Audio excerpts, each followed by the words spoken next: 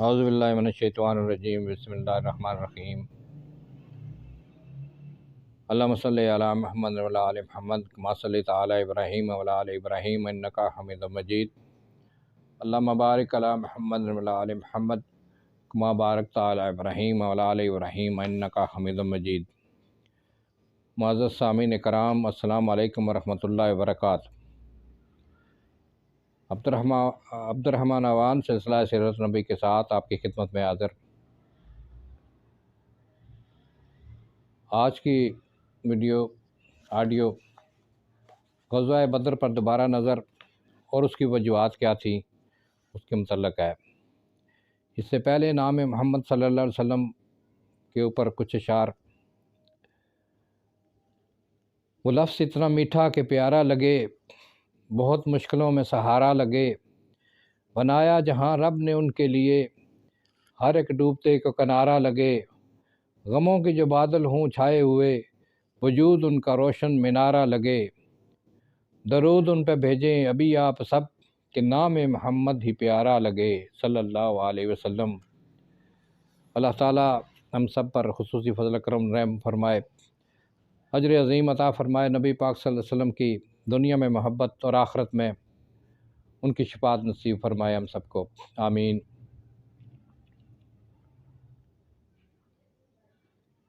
واقعہ یہ ہے کہ حضرمی کے قتل نے تمام مکہ کو جوش انتقام سے لبریز کر دیا تھا، اور اس سلسلہ میں چھوٹی چھوٹی لڑائیاں بھی پیش آ گئیں۔ دونوں فریق ایک دوسرے سے پرحذر رہتے تھے، اور جیسا کہ ایسی حالتوں میں عام قاعدہ ہے، غلط خبریں خود بخود مشہور ہو کر پھیل جاتی ہیں۔ اسی اثناء میں ابو سفیان قافلہ تجارت کے ساتھ شام گیا، اور ابھی وہ شام میں تھا کہ یہ خبر وہاں مشہور ہو گئی کہ مسلمان قافلہ پر حملہ کرنا چاہتے ہیں۔ ابو سفیان نے وہیں سے مکہ کو آدمی دوڑایا کہ قریش کو خبر ہو جائے۔ قریش نے لڑائی کی تیاریاں شروع کر دی۔ مدینہ میں یہ مشہور ہوا کہ قریش ایک جمعیت عظیم لے کر مدینہ آ رہے ہیں۔ حضرت صلی اللہ علیہ وسلم نے مدافعت کا قصد کیا اور بدر کا معرکہ پیش آیا۔ اس بحث کے فیصلہ کے لیے سب سے پہلے ان واقعات کو یکجا لکھ دینا چاہیے، بیان کر دینا چاہیے، جن میں دونوں فریق کا اتفاق ہے، تاکہ وہ انفصال بحث میں اصول موضوع کے طور پر کام آئے۔ وہ یہ ہیں: نمبر 1، قرآن مجید میں اگر کسی واقعہ کا صاف ذکر ہے تو اس کے مقابلہ میں کسی روایت اور تاریخ کا اعتبار نہ کیا جائے۔ نمبر 2، کتب حدیث میں صحت کے لحاظ سے باہم جو فرق مراتب ہے اس کا لحاظ رکھا جائے۔ اس قدر عموماً مسلم ہے کہ جب حضرت صلی اللہ علیہ وسلم کو یہ خبر معلوم ہوئی کہ قریش بڑی تیاری کے ساتھ مکہ سے نکلے ہیں، تو آپ صلی اللہ علیہ وسلم نے صحابہ سے مخاطب ہو کر ان کا امتزاج کیا۔ مہاجرین نے نہایت جوش کے ساتھ عمادگی ظاہر کی۔ حضرت ابوبکر صدیق رضی اللہ تعالیٰ عنہ اور حضرت عمر رضی اللہ تعالیٰ عنہ نے پرجوش طریقے سے عمادگی ظاہر کی، اور اس لشکر میں حضرت علی رضی اللہ تعالیٰ عنہ اور بہت سے صحابہ کرام اس میں شامل تھے، لیکن حضرت صلی اللہ علیہ وسلم انصار کی مرضی دریافت کرنا چاہتے تھے۔ یہ دیکھ کر سعد یا کوئی اور معزز انصاری اٹھے اور کہا: یا رسول اللہ، کیا آپ کا روح سخن ہماری طرف ہے؟ حکم دیں تو ہم آگ اور سمندر میں کود پڑیں۔ یہ بھی مسلم ہے کہ صحابہ میں کچھ ایسے لوگ بھی تھے جو شرکت سے ہچکچاتے تھے، چنانچہ خود قرآن مجید میں تصریح ہے۔ سورۃ انفال آیت نمبر 5 ترجمہ: اور مسلمانوں کا ایک گروہ قطعاً ناخوش تھا۔ عموماً ارباب سیر و محدثین نے تصریح کی ہے کہ حضرت صلی اللہ علیہ وسلم نے انصار کی رضامندی جو خاص طور پر دریافت کی، اس کی وجہ یہ تھی کہ انصار نے مکہ میں جب آپ صلی اللہ علیہ وسلم کے ہاتھ پر بیعت کی تو صرف یہ اقرار کیا تھا کہ جب کوئی دشمن خود مدینہ پر حملہ آور ہوگا تو انصار مقابلہ کریں گے۔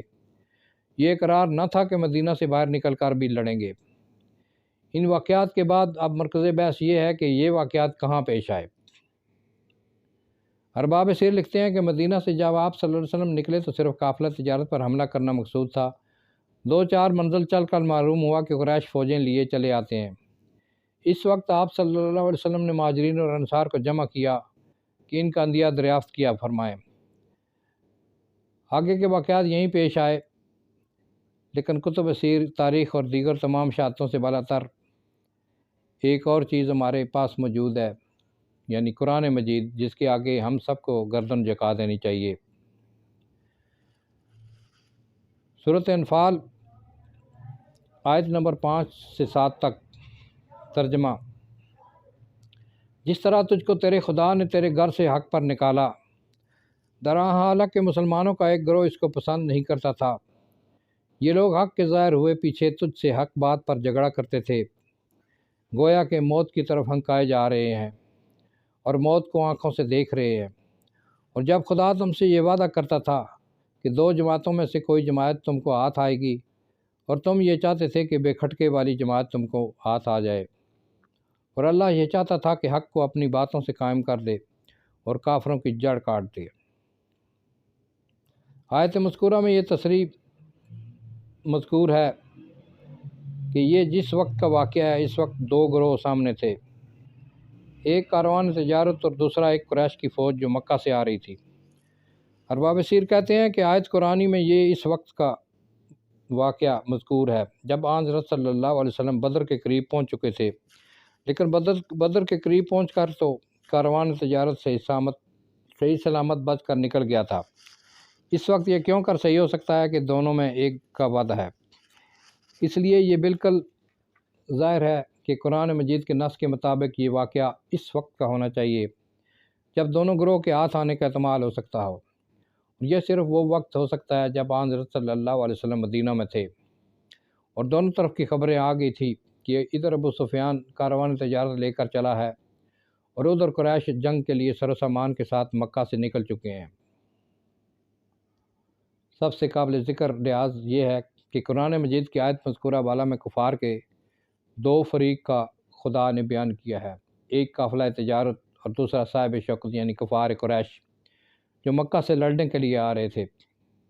آیت میں تصریح ہے کہ مسلمانوں کی ایک جماعت ایسی تھی جو چاہتی تھی کہ کاروان تجارت پر حملہ کیا جائے۔ خدا نے ان لوگوں پر ناراضی ظاہر کی اور فرمایا، سورۃ انفال آیت نمبر 7 ترجمہ، اور تم چاہتے تھے کہ بے خرشخ والا گروہ تم کو ہاتھ آ جائے، اور خدا یہ چاہتا ہے کہ اپنی باتوں سے حق کو قائم کر دے اور کافروں کی جڑ کاٹ دے۔ ایک طرف وہ لوگ ہیں جو قافلہ تجارت پر حملہ کرنا چاہتے ہیں، دوسری طرف خدا جو چاہتا ہے کہ حق کو قائم کر دے اور کافروں کی جڑ کاٹ دے۔ اب سوال یہ ہے کہ رسول اللہ صلی اللہ علیہ وسلم ان میں سے کس کے ساتھ ہیں؟ عام روایتوں کے مطابق اس سوال کا کیا جواب ہوگا، میں اس کا تصور سے بھی کانپ اٹھتا ہوں۔ اب واقعہ کی نبوت پر غور کرو۔ واقعہ یہ ہے کہ حضرت صلی اللہ علیہ وسلم مدینہ سے اس سر و سامان کے ساتھ نکل رہے ہیں کہ 300 سے زیادہ جانباز مہاجر و انصار ساتھ ہیں۔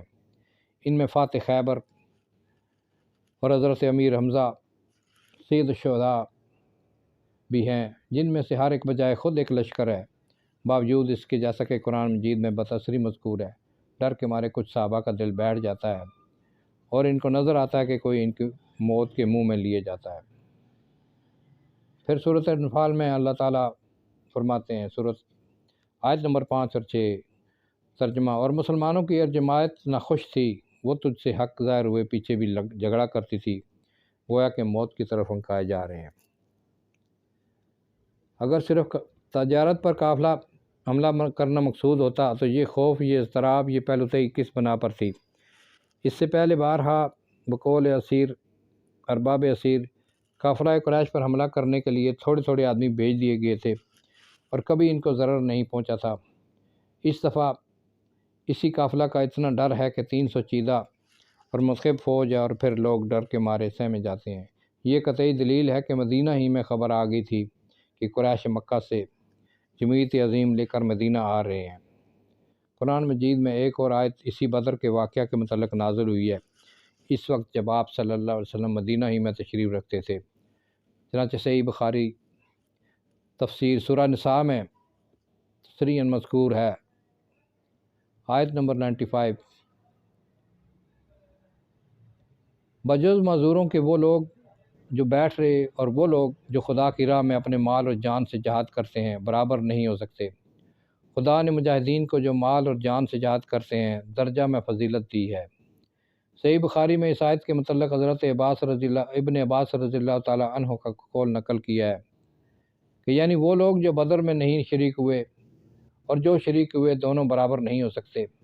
صحیح بخاری میں یہ بھی ہے کہ جب یہ آیت نازل ہوئی تو پہلے غیر اولی الضرار کا جملہ نہ تھا۔ یہ آیت سن کر حضرت عبداللہ بن مکتوب حضرت صلی اللہ علیہ وسلم کی خدمت میں حاضر ہوئے اور اپنے اندھے پن کا عذر کیا۔ اس پر وہیں یہ جملہ نازل ہوا، غیر اولی الضرار یعنی معذوروں کے سوا۔ یہ صاف اس بات کی دلیل ہے کہ مدینہ ہی میں معلوم ہو گیا تھا کہ قافلہ پر حملہ کرنا نہیں بلکہ لڑنا اور جان دینا ہے۔ کفار قریش جو مکہ سے لڑنے کے لیے بدر میں آئے، ان کی نسبت قرآن مجید میں ہے۔ سورۃ انفال آیت نمبر 47۔ اور ان لوگوں کی طرح نہ بنو جو اپنے گھروں سے مغرورانہ نمائش اور خدا کی راہ سے رکتے ہوئے نکلے۔ اگر قریش صرف قافلہ تجارت کے بچانے کے لیے نکلتے تو خدا یہ کیوں کہتا کہ وہ ہزار شان اور دکھاوے کے لیے خدا کی راہ سے لوگوں کو روکتے ہوئے نکلے؟ اس میں ہزار شان اور دکھاوے کی کیا بات تھی اور خدا کی راہ سے لوگوں کو روکنا کیا تھا؟ البتہ چونکہ در حقیقت وہ مدینہ پر حملہ کرنے کے لیے نکلے تھے، جس سے مقصود اپنے زور اور قوت کا اعلان اور نمائش اور اسلام کی ترقی کا انسداد یعنی اسلام کو روکنا تھا، اس لیے خدا نے اس کو غرور اور نمائش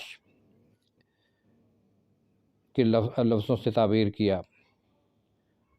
قرآن مجید کے بعد حدیث نبوی کا درجہ ہے۔ حدیث کی متعدد کتابوں میں غزوہ بدر کا مفصل مجمل ذکر ہے۔ تو آج کی یہ آڈیو میں یہیں پر ختم کرتا ہوں۔ غزوہ بدر کے بارے میں، غزوہ بدر کیوں لڑی گئی، اس کی وجوہات کیا تھی، جو میں نے بیان کی ہیں۔ تو آج میں یہیں ختم کرتا ہوں، انشاءاللہ اگلی ویڈیو میں اگلا بیان ہوگا۔ السلام علیکم ورحمۃ اللہ۔